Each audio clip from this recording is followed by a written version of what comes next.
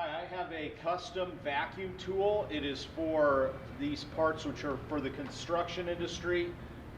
Very light, so that's why we have so many cups. It's a very light, flexible material.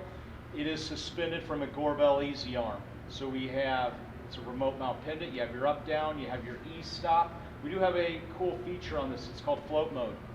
You hit the float mode button. You don't have to hit the up down controls. For this application, probably not a big deal, but some applications you really get your hand on the part, and very helpful. To take it out of float mode, just hit the up or down button. One thing you'll notice when I vacuum onto the part, the pumps will shut off right away. These are air-saving pumps, so you don't use your plant air. It's not blowing all the time. We do have a vacuum gauge here. It's got a safe level of vacuum. If it drops a little bit, it'll give it a puff of air, get it back up in the 20 inches of mercury range.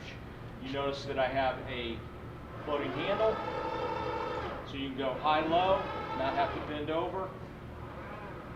Fully proportional controls. I'm going to come down onto the part, hit the grip button, notice that it shuts off right away.